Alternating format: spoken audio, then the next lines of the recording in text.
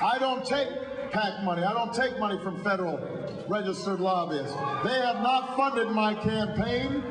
They will not run my White House, and they will not drown out the voices of the American people when I'm President of the United States of America.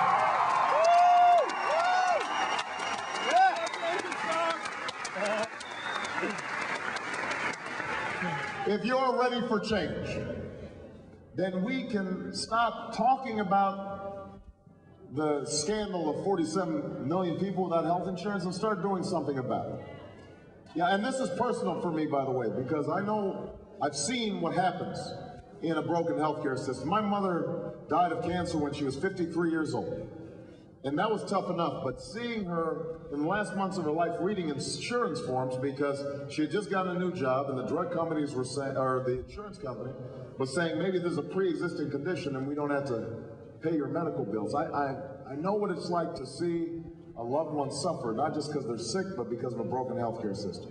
And it is wrong. And that's why I put forward a plan that says everybody, including Carrie and her children, will be able to get health care that is as good as the health care I have as a member of Congress. And if you can't afford it, we will subsidize you. And nobody will be excluded for pre-existing conditions. Yeah. And we will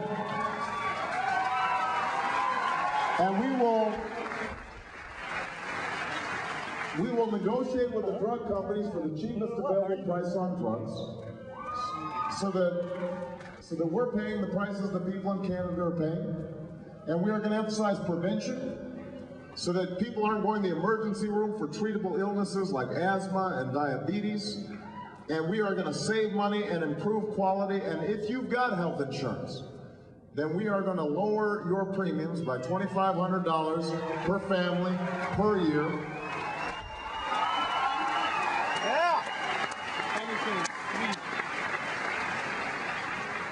And we're not going to wait 20 years from now to do this. We are not going to wait 10 years from now to do this. We will do this by the end of my first term as President of the United States of America.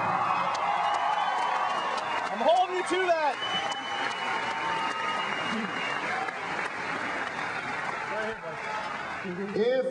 If you're ready for change, then we can provide the best education this country has to offer.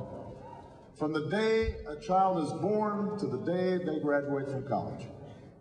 You know, we know how to improve our school system, and we know we have to. The problem is we haven't had a sense of urgency about it, we haven't had leadership, and we think that children who aren't learning, that's somebody else's problem.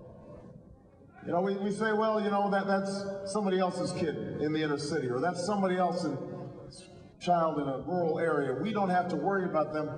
They are all our children. They are all of our responsibilities. And so we're going to invest in early childhood education to close the achievement gap and make sure that every child is prepared when they start school. And I won't just talk about how great teachers are, I will reward them for their greatness by paying them higher salaries and giving them more support.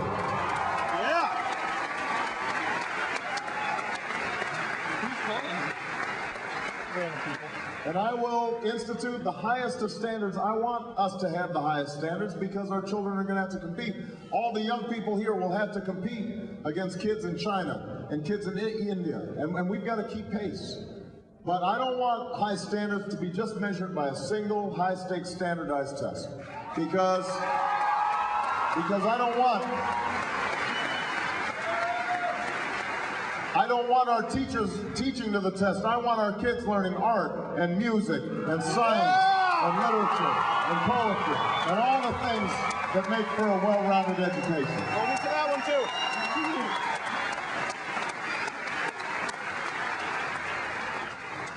And I suspect I won't get any argument when I say we have to make college more affordable in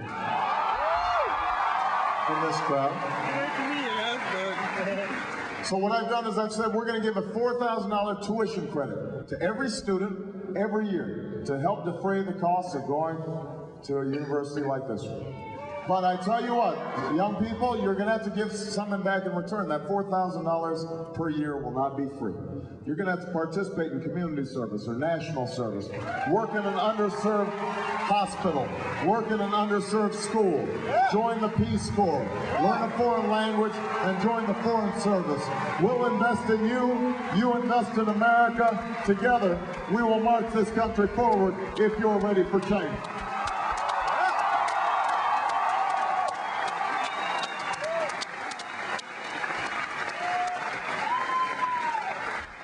If you're ready for change, we can restore a sense of economic fairness to the United States of America. You know, I believe in the free market. I believe in capitalism. I believe in entrepreneurship. I believe in self-reliance. But I also believe that when a CEO makes more in 10 minutes than an ordinary worker makes an entire year, and the CEO gets a tax break, and the worker's left holding the bag, something is wrong and something has to change.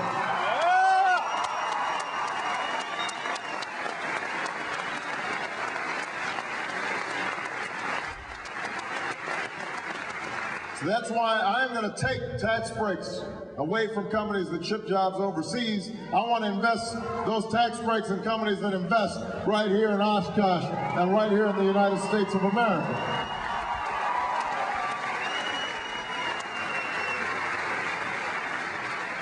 I want to roll back the Bush tax cuts on the top 2%. Understand, those individuals have seen their incomes skyrocket over the last decade, whereas the average working person, in real terms, in inflation-adjusted dollars, have seen their wages and incomes actually go down $1,000, even as costs have gone up. So I want to close those tax breaks for the wealthy and give them to people who are making $75,000 a year or less.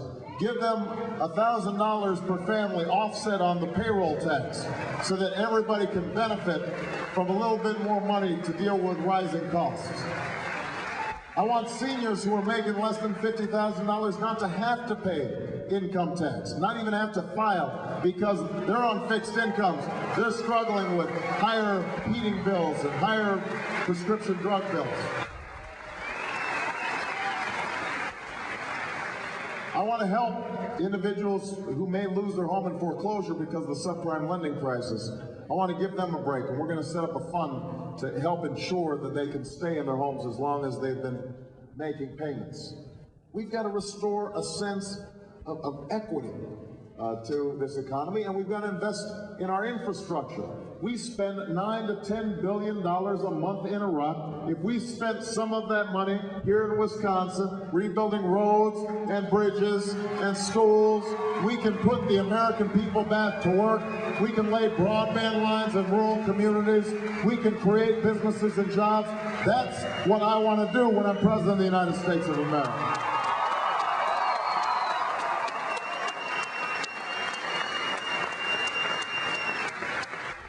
And one of the places that we can make enormous strides is on energy.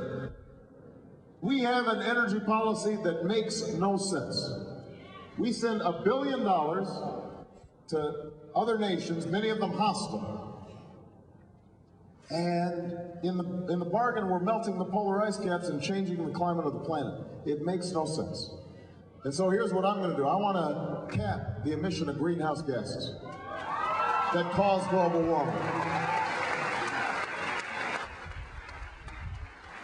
We're going to charge polluters for the carbon they send in the atmosphere.